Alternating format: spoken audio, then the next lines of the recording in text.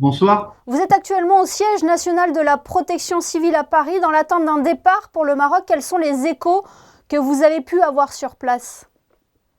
Mais écoutez, depuis les premières heures de ce séisme, la protection civile est mobilisée. Nous avons envoyé, avec l'autorisation de l'ambassade du Maroc, un binôme sur place qui est en train d'évaluer et d'analyser la situation pour savoir les besoins précis sur place. Notre équipe ici à Paris, avec une trentaine de bénévoles, est prête au départ dès que les liens avec le Maroc seront concrétisés. Quels sont les besoins réels des Marocains actuellement? Pour l'instant, ce qu'on constate sur place, ce sont des besoins en hébergement d'urgence pour l'instant. Mais très rapidement, on le sait, dans ce genre de situation, ce sont les produits de première nécessité, les kits d'hygiène qui vont être demandés. Mais pour l'instant, malheureusement, nous sommes encore dans la phase de secours et on espère encore trouver des personnes vivantes sous les décombres.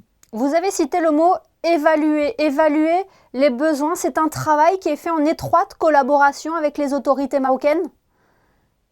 Oui, c'est un travail qui est fait en étroite collaboration avec les autorités marocaines. La protection civile a bien eu l'autorisation de se rendre sur place pour faire cette évaluation en lien avec la protection civile marocaine, qui, elle, est un organisme d'État. Contrairement à nous, en France, nous sommes une association reconnue d'utilité publique pour pouvoir faire en sorte que l'action soit coordonnée et la plus précise possible.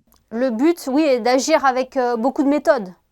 De la méthodologie, de la coordination, comme dans toutes les organisations, on essaye de faire en sorte que ça se passe le plus correctement possible, d'autant plus là avec le nombre de victimes.